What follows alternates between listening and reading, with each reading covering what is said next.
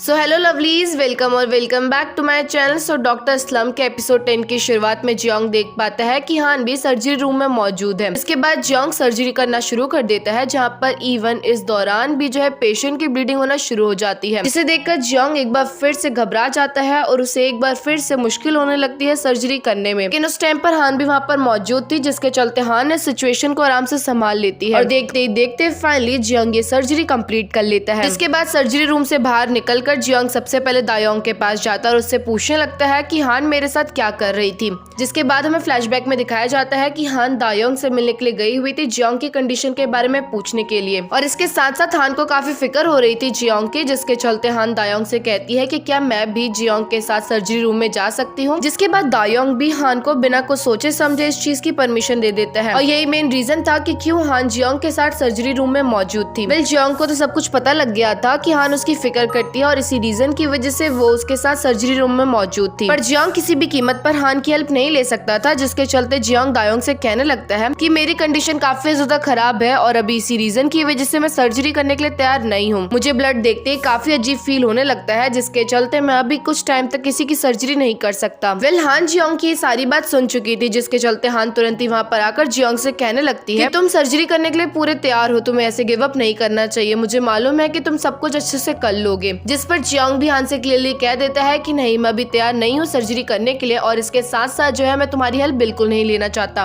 Well, ये लोग आपस से बात कर ही रहे थे कि तभी अचानक से वहाँ पर जियोंग का क्लास टीचर आ जाता है। वेल, वो जियोंग का ही नहीं बल्कि दायोंग और हान का भी क्लास टीचर था। वेल, यहाँ पर जियोंग अपने क्लास टीचर को इतने सालों बाद देखकर काफी ज्यादा खुश होता है। इसके साथ साथ टीचर भी जियोंग से कहने लगता है कि मैंने तुम्हारे बारे में न्यूज में सुना था और वो चीज सुनकर मुझे बिल्कुल भी यकीन नहीं हो पा रहा था कि तुमने ये सब कुछ करा होगा, और देखो लास्ट में सच्चाई की ही जीत हुई, मेरा गैस बिल्कुल ही सही निकला, तुम निर्दोष थे। अब इसके बाद ये चारों के चारों रेस्टोरेंट पे लंच करने के लिए चले जाते हैं, जहाँ पर बातों बातों में टीचर हान से कहने लगता है कि क्या तुम्हें वो चिली पेपर याद है जो तुम क्लासरूम में खाया करती थी। जिसके बाद हमें फ्लैशबैक में दिखाया जाता है कि हान अपने क्लासरूम में बैठकर चिली पेपर खाने में लगी हुई है। ये चीज जियोंग भी नोटिस कर लेता है और ऊपर से जियोंग को उस चिली पेपर में से काफी गंदी वाली बदबू आ रही थी। हालांकि जियोंग हान से काफी दूर बैठा हुआ था, लेकिन इसके बावजूद भी उस चिली पेपर की स्मेल जियोंग तक जा रही थी। इसके साथ साथ जियोंग के फ्रेंड जियोंग को ये भी बताते हैं कि हान इस चिली पेपर को इसलिए खा रही है ताकि उसे नींद ना आए। पहले वो ड्राई कॉफी खाती थी, लेकिन उससे आजकल हान को असर नहीं हो रहा है, हान को स्टिल नींद आने में लगी हुई है और इसी नींद को भगाने के लिए अब हान ने चिली पेपर खाना शुरू करा है।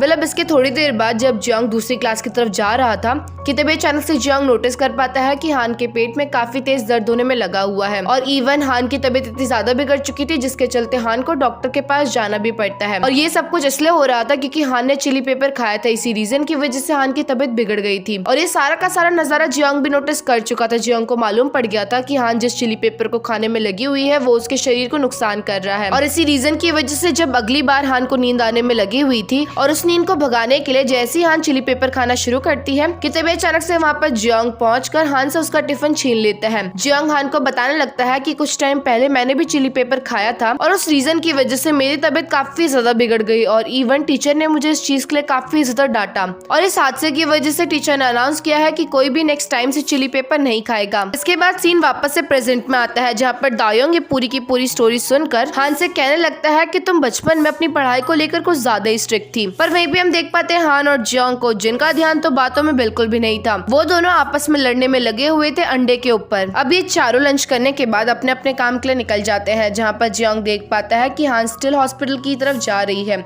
जिसे देख जियोंग हान को खींचता हुआ तुरंत ही साइड में लेके जाता है। यहाँ पर जियोंग हान को बताने लगता है कि मैंने उस टाइम पर तुमसे झूठ कहा था कि मैंने चिली पेपर खाया है, एक्चुअली में तो चिली पेपर खाने की वजह से तुम काफी ज्यादा पेन में चली गई थी और ये सब कुछ मैं नहीं देख पा रहा था। हालांकि उस टाइम पर मैं तुम्हें लाइक नहीं करता था, लेकिन स्टिल मुझे उस टाइम पर भी तुम्हारी चिंता होती थी। तो तुम खुद सोच सकती हो कि जब मैं तुम्हारी उस टाइम पर इतनी ज्यादा फिक्र करता था तो अब मुझे कितना ज्यादा बुरा लग रहा होगा तुम्हारे लिए। तुमने अपने डिप्रेशन की वजह से जॉब से ब्रेक लिया था और तुम्हें इस टाइम पर काफी ज्यादा एंजॉय करना चाहिए अपनी लाइफ को, लेकिन सिर्फ और सिर्फ मेरी वजह से तुम्हें वापस से काम करना पड़ रहा है, वापस से स्ट्रेस लेना पड़ रहा है। यहाँ पर हान जियोंग की ये बात सुनकर जियोंग से कहने लगती है कि मैं तुम्हें अकेला नहीं छोड़ना चाहती हूँ और इसी रीजन की वजह से मैं तुम्हारी हेल्प करना चाहती हूँ। जिस पर जियोंग भी हान से कहने लगता है कि मैं भी तुम्हें अकेला नहीं छोड़ना चाहता हूँ। मैंने तो तुमसे कहा था ना कि हम दोनों एक साथ रह लेते हैं। तुम मेरे साथ रह के भी सफर कर सकती थी, लेकिन तुमने मुझे खुद से अलग कर दिया। और इतना ही नहीं बल्कि अभी तक तो मुझे ये भी नहीं मालूम कि तुमने मुझसे ब्रेकअप क्यों करा है। तुमने तो मुझे अभी तक इस चीज का क्लियर रीजन भी नहीं दिया है। अब तो तुम मुझे काफी ज्यादा सेल्फिश लगने लग गई हो, क्योंकि मेरी हेल्प कर कर तुम्हें काफी अच्छा फील होगा और सिर्फ खुद को ही खुश करने के लिए तुम ये सब कुछ कर रही हो। और वेल यहाँ पर जियोंग हान को ये सब कुछ कहने के बाद तुरंत ही वहाँ से चले जाता है। अब इसके बाद जब हान अपने रूम में सो रही होती है कि तभी अचानक से हान के पास नाम आता है। नाम हान को बताने लगता है कि छत की लाइट ऑन हो रखी है, क्या पता कहीं जियोंग तो वापस नहीं आ गया है यहाँ पर। जिसे सुन हान भागते भागते छत में जाती है, लेकिन वहाँ पर जियोंग नहीं बल्कि दायोंग आया हुआ था। दायोंग हान से कहने लगता है कि मैं तुम्हारी बुक तुम्हें वापस करने के लिए आया हुआ था, जो तुम हॉस्पिटल में ही भूल गई थी। जिसके बाद दायोंग हान को उसकी बुक पकड़ा कर वहाँ से निकल जाता है। वहीं पे हान थोड़ी देर छत में ही बैठी रहती है, जहाँ पर हम हान के एक्सप्रेशन के थ्रू पता कर पाते हैं कि हान काफी ज्यादा दुखी है अंदर से। वहीं पे दूसरी तरफ हम लिहोंग को देख पाते हैं, जहाँ पर लिहोंग को उसकी मॉम का कॉल आया हुआ था। यहाँ पर लिहोंग की मॉम लिहोंग को बताती है कि तुम्हारी आंटी की तबीयत खराब हो गई है, उन्हें थोड़ी चोट लग गई है, जिस वजह से मुझे उनके पास उनकी कंडीशन को देखने के लिए जाना पड़ेगा और इस रीजन की वजह से मैं तुम्हारे बेटे को भी नहीं संभाल पाऊंगी। तो जब तक मैं वहाँ से ना आ जाऊँ तब तक तुम्हें अपने बेटे को खुद संभालना होगा।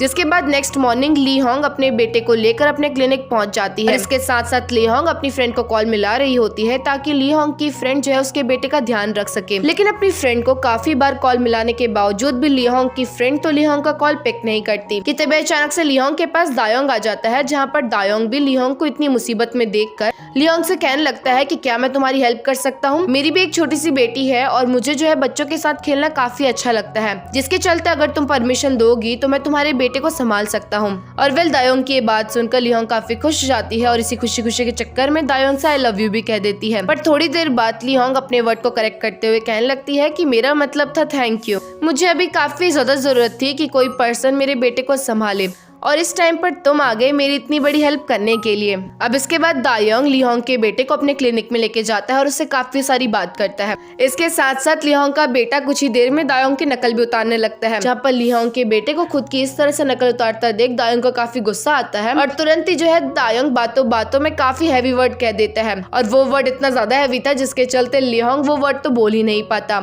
जिसके चलते दायोंग काफी खुश होते हुए और वो भी जीभ दिखाते हुए लिहोंग के बेटे से कहने लगता है कि देखो मैं जीत गया हूँ, तुम हार गए हो। मतलब दायोंग यहाँ पर रूड बिहेव नहीं कर रहा था, बल्कि दायोंग तो लिहोंग के बेटे के साथ खुद बच्चा बन चुका था। पर वहीं पे लिहोंग का बेटा जैसे ही हारता है तो काफी ज्यादा दुखी होकर दायोंग से कहने लगता है कि ठीक है मैं वापस अपनी मम्मी के पास जा रहा हूँ, आप मुझे परेशान कर रहे हो। जिसे सुन दायोंग तुरंत ही लिहोंग के बेटे से कहने लगता है कि अच्छा मुझे माफ कर दो, अगली बार से मैं तुम्हारे साथ ऐसा नहीं करूंगा। अब इसके बाद जब लिहोंग दायोंग और अपने बेटे से मिलने के लिए जाती है तो तब तक दायोंग और लिहोंग का बेटा काफी अच्छे दोस्त बन चुके थे। इतना ही नहीं बल्कि जब दायोंग लिहोंग के बेटे से पूछता है कि क्या तुम मुझसे नेक्स्ट टाइम मिलने आओगे, तो इस चीज पर लिहोंग का बेटा काफी खुशी खुशी दायोंग को हाँ कह देता है। वेल ये लोग आपस में बात कर रहे थे कि तभी अचानक से लिहोंग को उसकी फ्रेंड का कॉल आता है, जो कि क्योनमिन की शादी से रिलेटेड लिहोंग से बात करने लगती है। इसके साथ साथ लिहोंग की फ्रेंड लिहोंग को ये भी बता देती है कि क्योनमिन की पार्टी वाले दिन और हान उस टाइम पर काफी गुस्से में थी, जिसके चलते हान तुरंत ही वहाँ पर आकर क्योनमिन के मुंह पे बियर गिरा दी। वे लिहोंग जब अपनी फ्रेंड से इस बारे में बात कर रही थी तो तभी वहाँ पर जियोंग भी आ जाता है, जो कि उन दोनों की बातें सुन चुका था और जो बातें जियोंग ढंग से नहीं सुन पाया था वो बातें जियोंग डायरेक्टली लिहोंग से पूछ लेता है। जिस पर लिहोंग जियोंग को बता देती है कि शायद से क्योनमिन की पार्टी वाले दिन हान जो है क्योनमिन के मुंह पे बियर गिरा के आई थी और लिहोंग ने ये भी बातें सुनी है कि हान और क्योनमिन साथ में पहले रिसर्च करा करते थे, लेकिन बीच में क्योनमिन हान को धोखा दे दिया, यानी कि क्योनमिन ने रिसर्च में हान का नाम डाला ही नहीं और ऊपर से लास्ट में सभी लोगों को ये बताने लगा कि जो कुछ भी गलती हुई थी रिसर्च में वो सिर्फ और सिर्फ हान की वजह से हुई। वेल ये सब कुछ पता करने के बाद जियोंग तुरंत ही क्योनमिन के पास जाता और उससे पूछने लगता है कि तुमने हान के साथ ऐसा क्यों करा,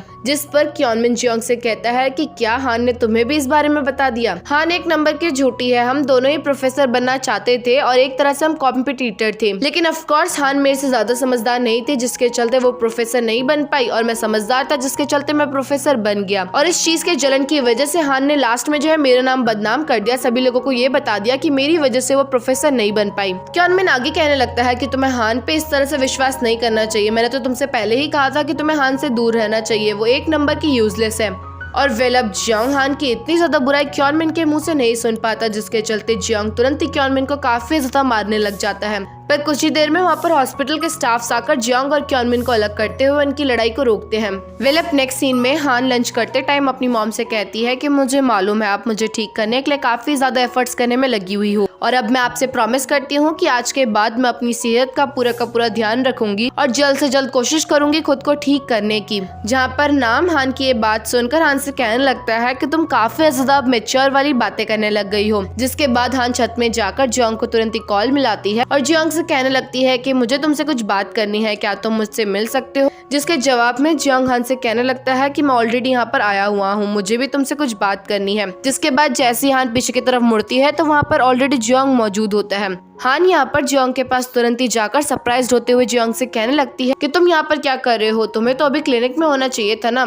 इसके साथ साथ हान ये भी देख पाती है कि जियोंग के फेस पर काफी ज्यादा चोटें लगी हुई है। जिस पर हान जियोंग से पूछने लगती है कि तुम्हारी ये सारी चोटें कैसे लगी। जिसके जवाब में जियोंग तुरंत ही हान को गले लगाते हुए उससे कहने लगता है कि मुझे माफ कर दो, मुझे तुम्हारे बारे में पहले कुछ नहीं मालूम था। अब इसके बाद हान जियोंग को रूम में ले जाकर उसकी चोटों में दवाई लगाती है और इसके साथ साथ जियोंग से पूछने की भी कोशिश करती है कि उसकी ये चोट कैसे लगी। पर जब जियोंग हान को कुछ नहीं बताता तो हान जियोंग से कहने लगती है कि ठीक है, मैं तुमसे कुछ भी नहीं पूछूंगी, बस मैं इतना चाहती हूँ कि तुम अपना ध्यान रखो। जिस पर जियोंग हान से कहने लगता है कि मैं तुम्हें काफी ज्यादा मिस कर रहा था इन दिनों, और इसी रीजन की वजह से जब मैंने तुम्हें अचानक से सर्जरी रूम में देखा तो मैं अपने इमोशंस को कंट्रोल नहीं कर पाया। मैं तुम्हारी काफी ज्यादा केयर करता हूँ और इसी रीजन की वजह से मैं तुम्हारे साथ हमेशा रहना चाहता था, लेकिन तुमने तो मुझसे ब्रेकअप कर लिया और इसके पीछे का मुझे रीजन भी नहीं बताया। तुमने मुझसे कहा कि तुम अभी रेडी ही नहीं हो रिलेशनशिप के लिए, और ये बात मुझे काफी ज्यादा हर्ट करी। मैं तुम्हारे लिए वो पर्सन नहीं हूँ जिससे तुम अपने सारे के सारे दुख दर्द बता सको, लेकिन तुम चिंता मत करो, अब मैं काफी मेहनत करूंगा और तुम्हारे लिए उसी टाइप का पर्सन बन के रहूंगा। इसके साथ साथ जियोंग यहाँ पर हान से माफी मांगता है क्योंकि कल हान के साथ वो काफी ज्यादा रूडली पेश आया था। जिसके जवाब में हान जियोंग से कहने लगती है कि तुम्हें खुद को चेंज करने की जरूरत नहीं है, तुम जैसे हो तुम मुझे वैसे ही पसंद हो। जब मैंने अपनी जॉब छोड़ी थी तो उस टाइम पर मुझे ऐसा फील होने लगा था कि मेरी पूरी की पूरी जिंदगी तबाह हो चुकी है, लेकिन उसके बाद तुम मेरी लाइफ में आए और तुमने मेरी लाइफ में काफी ज्यादा हैप्पी मेमोरीज भी डाली, और तुम्हारी वजह से मुझे मालूम पड़ा कि हॉस्पिटल के बाहर भी एक बहुत अच्छी दुनिया है, और इसके साथ साथ तुम्हारी वजह से मैं काफी ज्यादा जल्दी रिकवर हो पा रही हूँ। पर जियोंग हान की ये बात सुनकर थोड़ा स्माइल करने लगता है और फिर उसके बाद हान से कहने लगता है कि वैसे तुम मुझसे क्या बोलना चाहती थी। जिस पर जियोंग हान से कहती है कि मैं तुम्हें कहीं लेके जाना चाहती हूँ, और यहीं पे ये सीन कट हो जाता है। अब इसके बाद नेक्स्ट सीन में हम देख पाते हैं कि हान जियोंग को एक क्लब में लेके गई हुई थी और ऊपर से हान ने एक बहुत ज्यादा सुंदर ड्रेस भी पहनी हुई थी, जिसे देख जियोंग हान से कहने लगता है कि तुम्हारे पास ये ड्रेस कहाँ से आई, कहीं तुमने किसी की ड्रेस चोरी तो नहीं करी। जिस पर हान जियोंग को कहती है कि नहीं ऐसा कुछ भी नहीं है, मैंने एक बार ये ड्रेस लियोंग के साथ मिलके खरीदी थी, लेकिन उसके बाद मुझे कभी मौका ही नहीं मिला ये ड्रेस पहनने का। जिसके बाद ये दोनों के दोनों क्लब में काफी ज्यादा एंजॉय करते हैं। इवन एक बार तो हान से एक लड़का पूछने लगता है कि क्या तुम इस क्लब में अकेली आई हो। इसके जवाब में जियोंग कहने लगता है कि नहीं, ये लड़की मेरे साथ आई हुई है। जिस पर वो लड़का जियोंग से पूछने लगता है कि तुम इसके क्या लगते हो। जिसके जवाब में जियोंग बताता है कि ये मेरी एक्स गर्लफ्रेंड है और मैं इसका एक्स बॉयफ्रेंड। और वेल इनकी एक कन्वर्सेशन सुनकर हान हंसने लगती है, जिस पर जियोंग हान के कान में कहने लगता है कि तुमने मुझे डंप कर दिया है, इसी रीजन की वजह से मुझे लोगों को बताना पड़ रहा है कि मैं तुम्हारा एक्स बॉयफ्रेंड हूँ। अब दोनों क्लब से बाहर आते हैं, जहाँ पर हान जियोंग को कहने लगती है कि मैं क्लिनिक इसलिए आई थी क्योंकि मुझे लगा था कि हम दोनों मिलकर सिचुएशन को अच्छे से हैंडल कर सकते हैं, लेकिन अगर तुम्हें पसंद नहीं आया मेरा क्लिनिक आना तो फिर आज के बाद मैं कभी भी क्लिनिक नहीं आऊंगी। जिसके जवाब में जियोंग हान से कुछ नहीं कहता, सिर्फ और सिर्फ स्माइल करता है, और वहीं पे जियोंग को स्माइल करता हुआ देख हान भी स्माइल करती है। अब इसके बाद दोनों घर पहुंच जाते हैं, जहाँ पर हान जियोंग को बताती है कि मैंने तुम्हें पहले इस बारे में नहीं बताया था, लेकिन अब मैं तुम्हें बताना चाहती हूँ कि टीचर तुमसे मिलने इसलिए आए हुए थे ताकि तुम टीचर की हेल्प कर सको। एक्चुअली में टीचर के बैक में एक लंप होता है और इसी चीज को सर्जरी के थ्रू हटाने के लिए वो जियोंग के पास आए थे, लेकिन टीचर ने नर्स के थ्रू सुन लिया था कि जियोंग को अभी पैनिक अटैक आते हैं और अभी वो सर्जरी करने के लिए बिल्कुल भी ठीक नहीं है, और इसी रीजन की वजह से टीचर जियोंग से तो मिलता है लेकिन जियोंग को इस बारे में नहीं बताता। बट हान काफी तेज थी, जिसके चलते हान पहचान जाती है कि टीचर के बैक में एक लंप है, पर टीचर हान और दायोंग को मना कर देता है कि वो इस बारे में जियोंग को ना बताए क्योंकि जियोंग बेफालतू में काफी टेंशन में आ जाएगा। अब यहाँ पर हान जियोंग को बताने लगती है कि मैंने और दायोंग ने डिसाइड किया है कि हम दोनों मिलकर टीचर की सर्जरी करेंगे। वेल ये बात सुन जियोंग कुछ टाइम के लिए तो शांत हो जाता है, लेकिन फिर उसके बाद हान से कहने लगता है कि टीचर की सर्जरी मैं करूंगा। ये बात सुन हान जियोंग से कहती भी है कि तुम अभी ठीक नहीं हो, तो इस रीजन की वजह से तुम्हें सर्जरी नहीं करनी चाहिए। बट जियोंग हान को कहने लगता है कि मुझे कोई ना कोई तो रीजन चाहिए इस ट्रोमा से बाहर निकलने का,